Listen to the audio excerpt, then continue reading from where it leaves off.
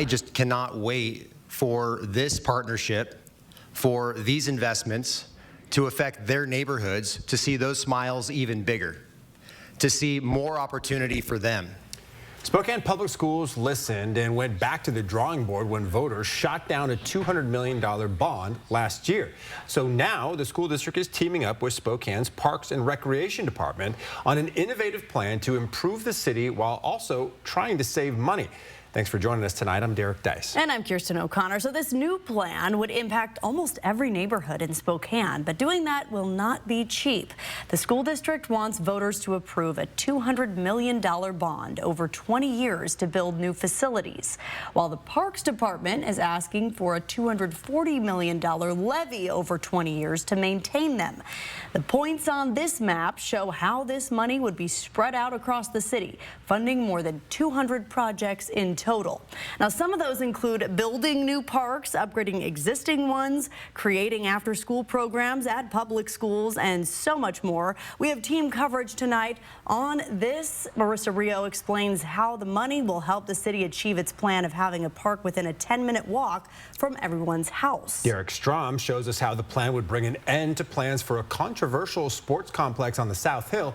And we begin with Alexander Cohen-Yards with how this money could also help with our child care crisis by allowing schools to offer more after-school programs.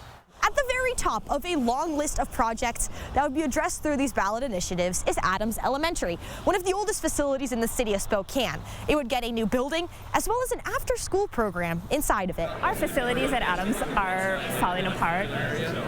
It puts our kids at a disadvantage. Renovations for Adams Elementary have been long awaited, 10 years to be exact. A priority for Together Spokane is to replace this aging school building and integrate it with a Boys and Girls Club. For Meredith McNally, parent and teacher at the school, seeing the plans for the new building upgrade feels great. But what feels even greater, the way that they're going to put everything together is like the opportunities for kids in general.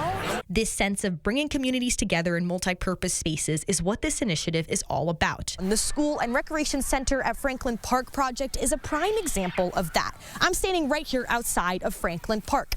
As you can see, it's right next to Madison Elementary. The hope is to bring these two resources together to create a community center inside of the soon-to-be new school building. Well, I think the partnership is really important. It's been pretty well known that some of our buildings do need to be repaired and replaced. For Heather Holter, principal at Madison Elementary, seeing kids with nothing to do after school is a regular occurrence. This is why the project proposal of bringing a field house and Boys and Girls Club inside of the school could be a game changer. The kids want to be engaged in things, and now they'll have that opportunity to be able to do it. As it stands, resources in the city of Spokane are spread thin. Our region is continuing to grow. That is what this initiative hopes to address with projects set to benefit every family for generations to come. So finally seeing something that might actually come to fruition is amazing. In Spokane, Alexandra Cohen-Yards, 4 News Now.